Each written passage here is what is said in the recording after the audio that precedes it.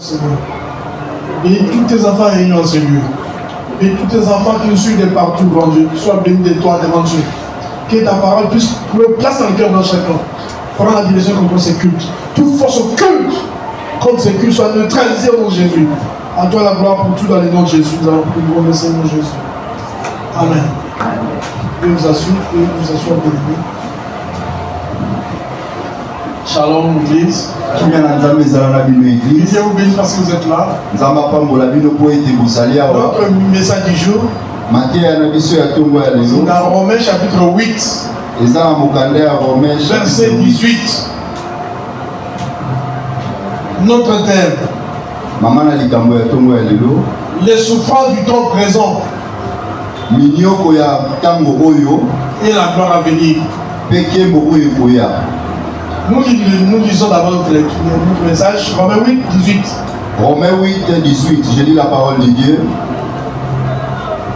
J'estime que les souffrances du temps présent ne sauraient être comparées à la gloire à venir qui sera relevée parmi nous. Alléluia. Amen. Nous asseoir. L'apôtre Paul ici Thomas Paul Awazoloba nous parle de quelque chose de très important. Il dit la gloire, les souffrances du temps présent. Parce que beaucoup de chrétiens souffrent. Il y a la souffrance dans ce monde. Et pour encourager les disciples de Jésus, j'ai dit les souffrances du temps présent ne sauraient être comparées à la gloire à venir. Donc sa motivation d'un chrétien, sa motivation pour demeurer dans le Christ, Jésus. Donc quand il regarde les souffrances du temps présent, il regarde aussi la gloire à venir. Il dit la gloire à venir. Les souffrances à présent sont très différentes. Donc le souffrance du présent, du temps présent ne peut pas être comparé à la gloire à venir. La gloire à venir. Est-ce que toi tu sais qu'il y a une gloire qui vient? Cette gloire-là ne peut pas être comparée à la souffrance du temps présent. Oui, c'est vrai, nous souffrons. Nous souffrons dans ce monde. Mais quand vous regardez la gloire à venir, vous allez vous dire, ça, la souffrance là, c'est rien. J'accepte de souffrir parce que je sais qu'il y a la gloire qui vient.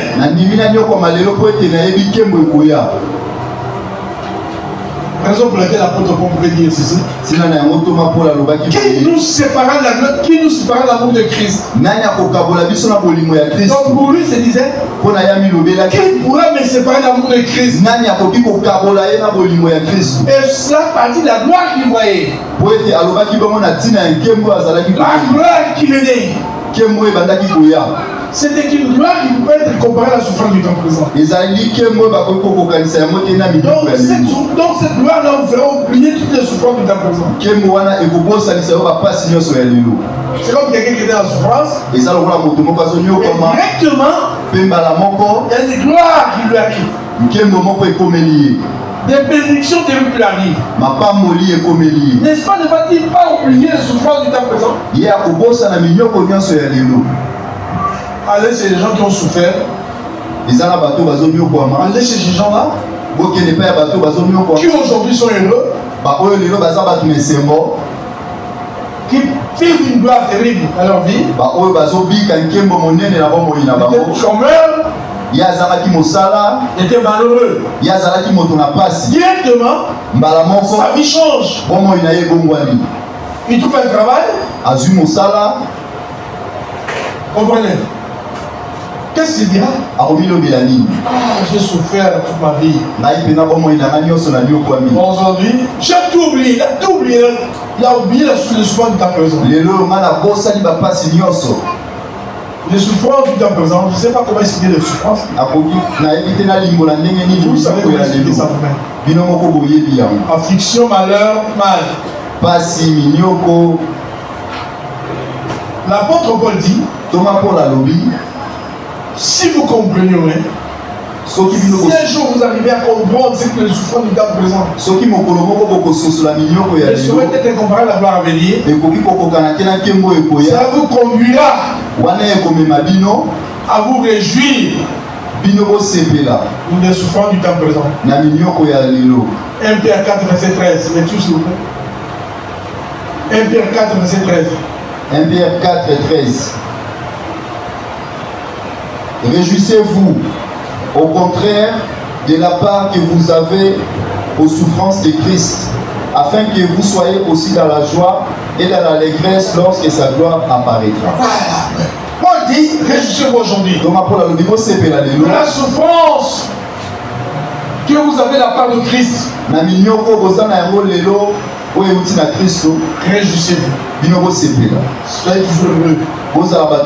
Soyez pas malheureux. Soyez heureux. Soyez content.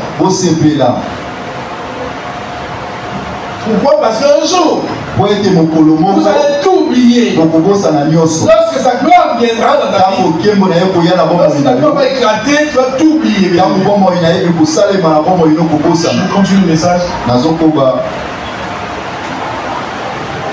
Dans Jacques 5, verset 10, la Bible nous dit, regardez les prophètes. Regardez Job. Qu'est-ce qu'il n'avait pas enduré lui? Quelle souffrance n'a-t-il pas vécu dans sa vie? Mais à la fin, tu sais pas ça? Dieu l'avait béni. Et parce qu'il avait oublié toutes les souffrances. La Bible dit, prenez par exemple Job. La manière dont il a souffert. Après, il avait oublié. La même aussi la souffrance du temps présent. Ne peut pas être comparé à la gloire qui vient. Mais sinon, seulement n'abandonnons pas. N'abandonnons pas le Seigneur. Il ne faut pas pardonner le Seigneur. Car la gloire qui vient, c'est terrible, ça ne peut pas être comparé à la souffrance du temps présent. La souffrance, c'est bien. C'est comme un enfant qui va à l'école. Il souffre de lui. Maternelle, primaire, secondaire. Université. Et après il termine. Et bien médecin. Comme la femme de notre sœur Jackie. Il est médecin aujourd'hui. Vous avez entendu le témoignage, non? Il travaille déjà aujourd'hui. Donc il a oublié. Toutes les secondes d'école. Comment est-ce qu'il avait enduré? Comment est-ce qu'on l'a tapé pour la venir pour aller à l'école? Comment est-ce qu'il a rencontré les problèmes à l'école? Comment est-ce que c'était le professeur qui connaissait un zéro?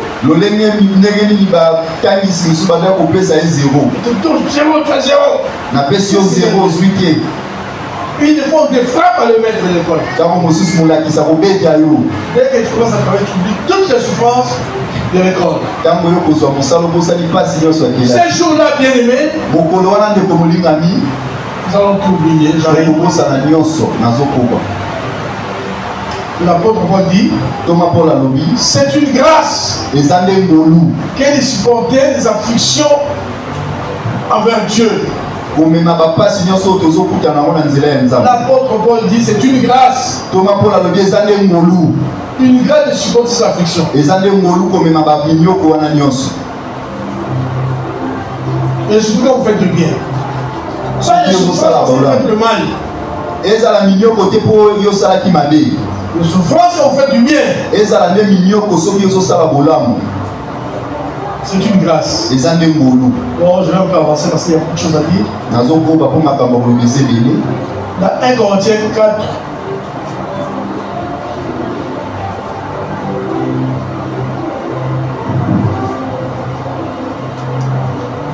Avant d'aller dans 1 Corinthiens.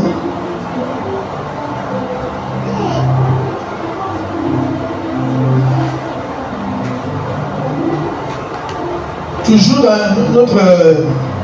je vais donner un Pierre, n'est-ce pas? Je vais ça, disons 1 Pierre chapitre 2. 1 Pierre 2. 19 à 21. Tu lis 1 Pierre 2, 19 à 21. Car c'est une grâce que de supporter les afflictions par motif de conscience envers Dieu. Quand on souffre injustement, en effet, quelle gloire y a-t-il à supporter des mauvais traitements pour avoir commis des fautes? Mais si vous supportez la souffrance lorsque vous faites ce qui est bien, c'est une grâce devant Dieu. Amen. Amen. Continue avec nous. Et c'est à cela que vous avez été appelés. C'est à cela que vous avez été appelés. Parce que Christ aussi a souffert pour vous. Christ aussi a souffert pour vous. Vous laissez un exemple. Vous laissez un exemple. Afin que vous suivez ses traces. Christ aussi a souffert. Nous a laissé un exemple. Les souffrances de Christ, je vais vous dire, regardez-moi le Seigneur, j'ai souffert. Vous de même, vous allez souffrir.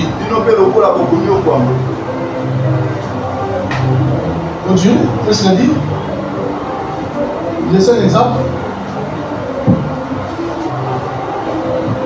Vous laissez un exemple afin que vous suivez ses traces. Afin que vous suiviez ses traces.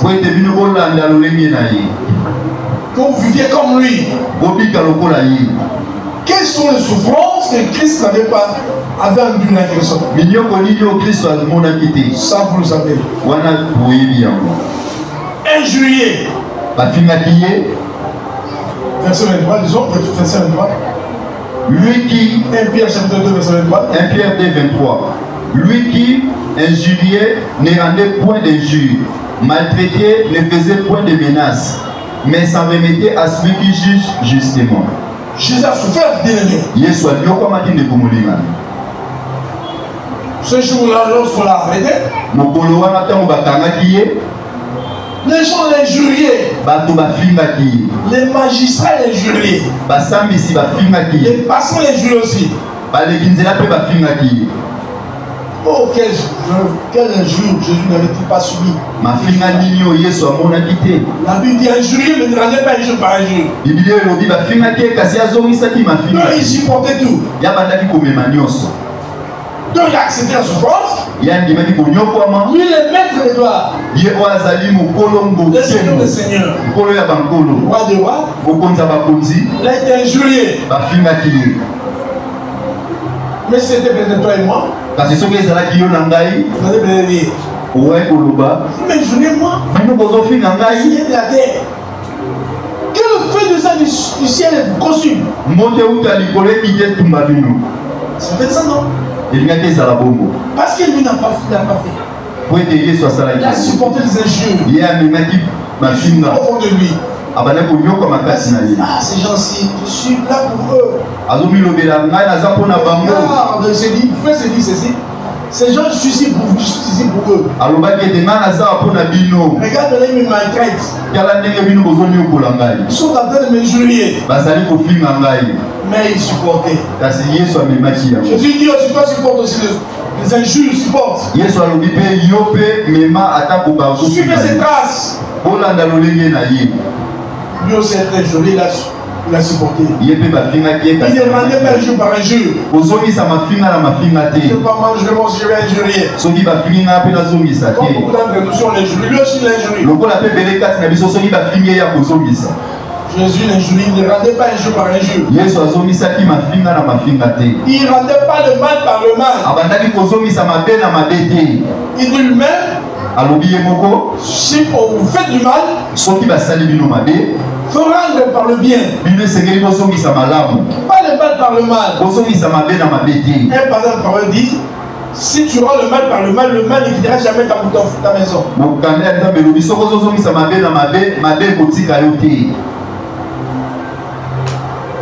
C'est pourquoi il va jusqu'à essayer à ses disciples. Ne vous vengez point vous-même. Romains 13, verset 19. Ne rendez pas le mal par le mal. Romains 13, 17, 21. Ne rendez pas par le mal. Le mal. Au contraire, il faut vaincre le mal par en faisant le bien. Tu peux lire Romains 13, verset 21. Romains 13, 21. Romains 13, 21.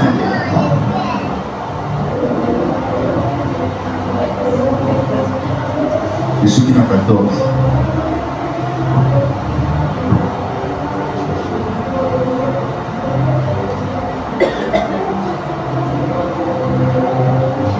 Alléluia. Amen. Lisons 1 Corinthiens plutôt. 1 Corinthiens. 1 Corinthiens. Verset 4. 1 Corinthiens 4. 1 Corinthiens, chapitre 4, verset 11 à 13. Lisons. 1 Corinthiens 4, 11 à 13. Jusqu'à cette heure, nous souffrons la faim, la soif, la nudité. Nous sommes maltraités, errants ça et là. Mais nous nous fatiguons à travailler de nos propres mains. Injuriés, nous bénissons. Persécutés, nous supportons. Calomniés, nous parlons avec bonté. Nous sommes devenus comme les balayures du monde, les rébis de tous jusqu'à maintenant. Ça, c'est l'apôtre qui le dit. Nous, l'apôtre de Christ. Aujourd'hui, nous nous acclamons. Qu'est-ce que nous n'avions pas vécu, nous, apôtres? Nous avons été injuriés comme le Seigneur. Comme le Seigneur a été, nous aussi, nous avons été injuriés. Nous avons été calomniés. Il dit calomniés. Mais nous répondons avec bonté. Qu'est-ce qu'il là-bas, non? Calomniés, nous répondons avec bonté. Injuriés, maltraités. Nous supportons. Ils supportaient tout ça. Mais beaucoup de chrétiens ne supportent pas. Mais il y a une gloire à venir qui vient, non? Toi, si tu ne sais pas supporter ce qu'on est à présent, tu n'auras pas part à cette gloire-là. Parce que cette gloire-là arrive bien aimée. Mais quand tu regardes cette gloire qui arrive, mais les souffrances du temps présent sont là pour t'empêcher de ne pas vivre cette gloire-là. Pour te faire abandonner la course. Pour dire que je suis fatigué. Je ne peux plus. J'abandonne. Pourquoi déjà ne prie plus parce qu'il a abandonné. Je suis fatigué. Il abandonne tout. Mais Paul dit n'abandonnez jamais la course. Rien ne nous sépare avec Christ. Regardons la gloire qui arrive.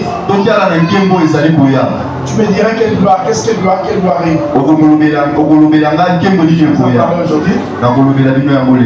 Cette gloire qui arrive, premièrement, nous serons semblables à lui. 1 Jean chapitre 3, verset 2. Lecture. 1 Jean 3, 2. Bien-aimés, nous sommes maintenant enfants de Dieu. Et ce que nous serons n'a pas encore été manifesté. Mais nous savons que lorsque cela sera manifesté, nous serons semblables à lui, parce que nous le verrons tel qu'il est. Amen. Tu pries Dieu aujourd'hui, n'est-ce pas? Est-ce que tu as déjà vu? Qui a déjà vu Dieu ici? Qui a déjà vu Dieu ici? Qui a déjà vu? Personne. Tu crois en lui par la foi, tu crois. Mais en ce jour-là, cette gloire-là, après avoir traversé ces souffrances-là, nous les verrons tel qu'il est. Nous les verrons tel qu'il est. Oh Jésus, Jésus. Oh Jésus. Ce jour-là, tu le verras comme ça. C'est mon Seigneur que j'adorais. Oh Seigneur, tu es comme ça. Tu es merveilleux, glorieux. Ces jours-là, nous le verrons tel qu'il est. Mais tu ne peux pas le voir tel qu'il est. Tu veux qu'il est souffrant du temps présent pour te faire rater cet événement-là merveilleux. Nous le verrons tel qu'il est. Non seulement cela. Cette gloire-là, la Bible nous dit encore ici. Luc 20, verset 36. Luc 20, 36. Est-ce qu'on peut dire ça? Luc 20, 36. Lecture. Car ils ne pourront plus mourir, parce qu'ils seront semblables aux anges, et qu'ils seront fils de Dieu, étant fils de la résurrection. Bien aimé. C'est une personne sur Jésus pour dire à Jésus. Comment seront les gens? Parce que nous parlons de la résurrection. Comment seront les gens ces jours-là? Nous serons comme des gens, les hommes seront comme des anges. Si toi tu traverses, tu gagnes. Qui est le souffrant du temps présent. Ne te bloque pas, ne te freine pas. Tu seras comme les anges. Regardez les anges, quelle gloire ils ont. Est-ce qu'on peut comparer l'homme à un ange? Est-ce que les anges supérieurs en force par rapport aux hommes. Un ange, il peut être avec nous parce qu'il c'est un esprit d'abord. Il peut être avec nous, mais tu ne crois pas. Tout ce qu'il veut le faire. Dis je vais aller en Europe, il va en Europe. Je vais aller aux États-Unis, il va aux États-Unis. Je vais aller en Minza, il va. Il n'a pas besoin de monter le bus. Et nous serons comme les anges ce jour-là. Toi, tu veux rater cette opportunité-là. Tu veux rater cela quand tu es présent. Tu vends des choses, ça ne marche pas. Ça ne tient pas debout. Ton mariage, ça ne va pas. Ton mari ne veut plus de toi. Tu es célibataire jusqu'à ce jour. Les hommes ne viennent pas, les femmes ne viennent pas. Les femmes ne viennent pas. Tu viens, j'abandonne. Je suis fatigué. Je n'arrive pas à mettre, je ne conçois pas, je n'arrive pas à mettre au monde. Mais bien aimé, ce qui arrive est merveilleux. Supportez, vous supportez le souffrant du temps présent. Il faut persévérer, bien aimé. Car la gloire qui vient. Un enfant qui dit à son, comme un papa qui dit à son fils, mon fils, tu dis continue à l'école, va à l'école tout le temps. Vas-y mon fils, parce que demain tu seras quelqu'un. Il force à y aller. Il faut te frapper même. Tu pleures, on t'amène à l'école. Et demain, est-ce que tu finis comme la fille de notre sœur Yaki? Tu es heureux, tu es content. Tu vas tout oublier. Tu vas oublier combien ils sont de frappés pour aller à l'école. Bien aimé le Seigneur, j'estime que souvent du temps présent ne saurait être comparé à la gloire à venir. Il y a une gloire à venir. Nous serons semblables à lui. Semblable à lui. Semblable à l'esprit, moi aussi nous serons esprit. Et nous serons comme les anges. Les anges sont là. Tels qu'ils sont nous aussi, nous serons. Ce qu'ils font, nous le ferons aussi. Oh, je vais aller où c'est? Au ciel. C'est pas comme aujourd'hui. On entraîne déjà la sorcellerie. Il y a une église qui entraîne déjà la sorcellerie. Il dit aux gens, vous pouvez sortir de votre corps. Et alors vous voulez, non, rien du tout. Ça c'est de la sorcellerie. Vous allez sortir avec quel corps? Cet autre corps là qui nous permettra d'être comme des anges, nous sera donné qu'après la résurrection. Parce qu'après la résurrection, d'après Corinthiens chapitre 15, ce corps là sera un corps incorruptible qui ne peut plus mourir. Donc parce que le corps de la mort ici va partir. Dieu nous donnera notre corps et ce corps là ce sera un corps immortel,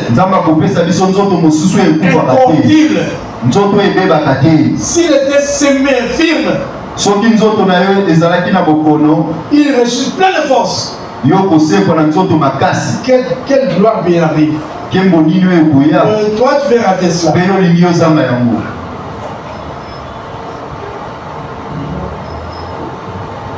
Bien-aimé, quelle gloire arrive. Toi tu vais rater cela. Mais moi je vais vivre cela. Je tiens à vivre cela, bien-aimé. C'est que nous persévérons pour vivre ces choses-là. Il y a des précieuses promesses aux gens qui vont vaincre. Dans Isaïe 65. Isaïe 65, verset 19 à 25, nous sommes ça. Isaïe 65, 19 à 25. Disons. Je ferai de Jérusalem mon allégresse et de mon peuple ma joie. On n'y entendra plus le bruit des pleurs et le bruit des cris. Dieu dit, en ce jour-là, si toi tu sors vainqueur, parce que les souffrances de ce monde-ci sont là pour t'empêcher de ne pas accéder à cette gloire-là. Mais si tu persévères, il dit, fera quoi? Je ferai de Jérusalem mon allégresse. Il n'y aura plus, on n'y attendra plus le bruit des pleurs et le bruit des cris. Donc cette gloire là, on n'entendra plus le bruit de quoi? Le et de quoi? Le bruit des pleurs et le bruit des cris. On n'entendra plus cela. Hein? Oh, je souffrais! Ça sera plus. Oh, les gens en train de pleurer. On pleure pourquoi? Parce qu'il a perdu son fils. On pleure pourquoi?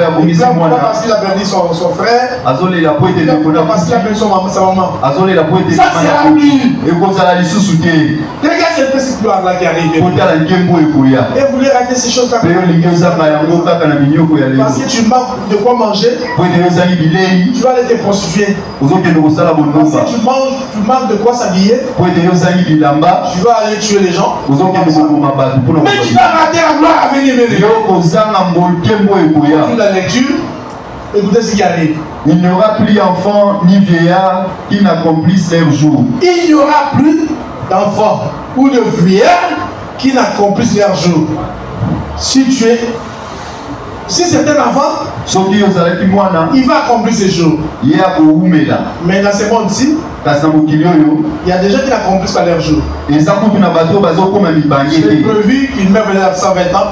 Il peut mourir à 20 ans, 30 ans, 40 ans, 50 ans. Il n'a pas accompli ses jours. Mais bien, si nous persévérons, si nous entrons dans le royaume de notre Père, la Bible dit là-bas, dans les milléniums, il n'y aura personne qui ne pourra pas accomplir ses jours. Tout le monde va accomplir ses jours. Car celui qui mourra à 100 ans sera jeune. Si quelqu'un meurt à 100 ans, on dirait qu'on est comment? 100 ans. Mais toi, moi, ça c'est moi aussi. Quand quelqu'un meurt à 100 ans, il est rassasié des jours. 100 ans. Mais dans ce monde-là, quand tu meurs à 100 ans, on dira il est mort jeune. Tout ça, c'est à cause du péché. Qu'est-ce que ça avance? Parle-moi ça. On a conduit la clé. Ils bâtiront des maisons et les habiteront. Ils bâtiront des maisons et les habiteront. Aujourd'hui, tu peux bâtir une maison. Tu peux bâtir une maison. La riche, même la toiture. Mais tu meurs. Tu laisses ça aux autres. Mais à ce jour-là, dans le royaume de notre Père, ça ne sera plus le cas. Si tu as bâti une maison, tu y habiteras. Continue.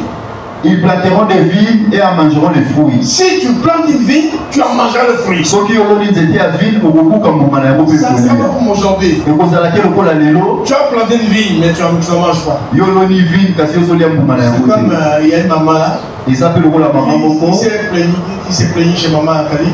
Maman, j'étais locataire dans une maison, on dit passer là-bas.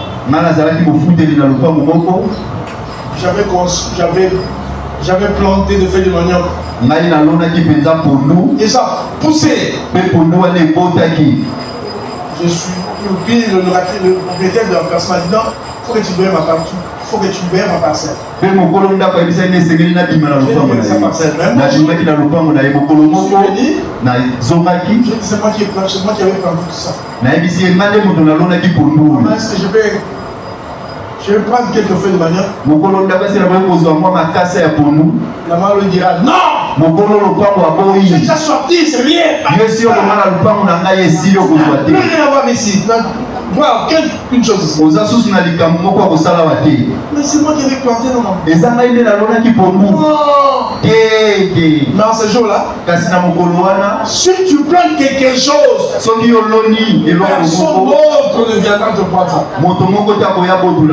Et tout ça, bien aimé, toutes ces promesses-là, tu veux les rater. Cette vie que tu vois, c'est rien. Ça va passer. C'est la souffrance, cette vie. La maladie est là. Est là. Les voleurs sont là. Toutes sortes de maladies sont là. Dernièrement, on a échappé à Covid. Il y a des accidents, des choses comme ça. Ces jours-là, ça sera plus de temps. Tu rates cela, continue ma lecture. Continue la lecture. Ils ne bâtiront pas des maisons pour qu'un d'autre les habite. Donc, ils ne bâtiront pas des maisons pour qu'un d'autre les habite. Parce qu'il y a des gens qui peuvent construire toute sa maison. Et demain ils meurent, ce sont d'autres personnes qui viendront. C'est la famille qui vient lui arracher ça. Parce qu'il est mort, on lui prend ça. Ça ne sera plus le cas. Toutes ces choses-là, ce sont des promesses bénéfiques. Et toi, tu veux les rater à cause de souffrance du temps présent. Moïse, la Bible nous donne l'exemple de Moïse. Moïse est en Égypte. Et en Égypte, là-bas, il y avait toutes sortes de choses. Il vivait dans la gloire et le succès. Dans le bonheur. Parce qu'il était considéré comme le fils et la fille de Pharaon. Il avait tout. Mais c'est bien un jour, si moi je continue avec la vie comme des Égyptiens, je finirai à aller en enfer. Il dit non. Il a arrêté avec ça. Il est allé dire à Pharaon, moi je m'en fais. Je sors avec le peuple, je ne peux pas aller. Je vais sortir avec le peuple. Ah, toi tu veux sortir avec les enfants d'Israël. Allez souffler avec eux. La Bible dit, Moïse a dit, mais il savait que après avoir souffrir avec les enfants d'Israël. Ce qui suivra, ce sera la gloire. Et vous voyez la gloire de Christ, la gloire à venir. Il faut voir la gloire à venir. Il ne faut pas voir ce monde, la souffrance du monde. Voilà la gloire qui arrive. Tu vois la gloire qui arrive. Ça fera en sorte que toi tu ne puisses pas vraiment fléchir les genoux devant Baal. Tu ne pourras pas fléchir les genoux devant Satan, le diable. Tu ne pourras pas fléchir les genoux devant les sorciers. Devant le plaisir de ces morts. Parce que toi tu regardes à Christ. La gloire terrible qui arrive, bien aimé. Donne-toi tout entier au Seigneur Jésus. Regarde comment tu es négligent. Parce que la pluie que tu ne fais pas à l'église. À cause de la pluie, tu vas rater beaucoup de choses. Tu ne veux pas souffrir pour Christ. Pourquoi ne pas être mouillé à cause de Christ? Pourquoi? Parce que je partais à l'église où il y a la pluie. Moi je me rappelle lorsqu'on avait commencé le coup de prière. Vers les années 80. Lorsqu'on a commencé avec le coup de prière. Vers les années 80 et 82. Qu'est-ce qui s'est passé? Pourquoi? Parce qu'à ce moment-là, les groupes de prière n'avaient pas des endroits comme ça, avec la toiture comme ça. Les groupes de prière. Les groupes de prière. Tout le monde connaît ça. Les groupes de prière. Tout le monde connaît ces groupes de prière. Alors, dans le groupe de prière, ils sont priés. Il n'y avait pas ça. C'est un plein d'air pour prier. Et s'il pleut, personne ne va prier. On prend seulement nos Bibles. On les met à l'abri. Et nous-mêmes, nous étions là. Vivons ça avec plaisir. Peut-être mouillé à cause du Seigneur. C'était un plaisir pour nous d'être mouillés pour le Seigneur. Les gens d'aujourd'hui ne veulent pas être mouillés à cause du Seigneur. Ils ne veulent pas aller au sein lors des matchs. Aller au match. Vous verrez les gens qui sont là-bas. Quand il pleut, ils ne rentrent pas chez eux. Ils passent tout leur temps là-bas. Sous la pluie, ils sont là. En train d'attendre le match. Même si ça va s'arrêter pendant 15 minutes, ils sont là. Ils sont là. Parce qu'ils aiment le foot. Si toi tu aimes le Seigneur, si tu aimes son avènement, tu seras très content, très heureux de souffrir pour lui, d'être mouillé même pour lui. Regardez une petite menace de pluie, regarde, beaucoup de gens ne sont pas venus. C'est regrettable. C'est quoi j'ai dit aux gens? Même dans les groupes de prière. Que demain. Lorsqu'on avait commencé ça, c'était pas comme ça, les gens aujourd'hui c'est ah, je veux passer à la spiritualité, n'y est plus.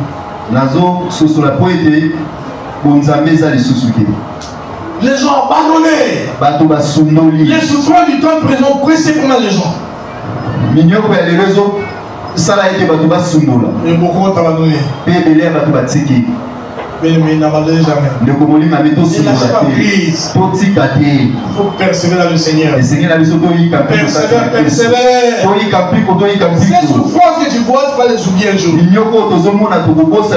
Lorsque Jésus reviendra, c'est lui qui va les oublier. Lorsqu'il viendra prendre son église à l'enlèvement, tu vas tout oublier. Tu ne sauras même pas que tu avais souffert. Tu vas pas regretter pour les gens qui ont abandonné. C'est comme des gens qui ont fini les écoles, les études aujourd'hui, il est docteur. Mais là, pourtant, ils n'étaient pas seuls, ils étaient avec d'autres personnes aussi. Non, moi je souffre, je ne savais pas, je ne veux pas, non. Mais lui, il dit, moi je personnel jusqu'au bout. Il est allé jusqu'à la fin de ses études. Il est couronné diplômé. Il trouve du boulot, un travail. Celui qui n'a pas abandonné commence à regretter. Ah, s'il n'avait pas abandonné, c'est vrai comme celui-là. La même chose aujourd'hui, mais je vous dis, persévérez dans le Seigneur. En fait, vous soyez dans la joie ce jour-là. Mais si vous abandonnez aujourd'hui, pourquoi abandonner le Seigneur aujourd'hui? À tous les jours de ce monde. Souffrance de ce monde. Vous allez rater. Je dis, je crois que vous avez compris le message. Bénis son nom de Jésus-Christ.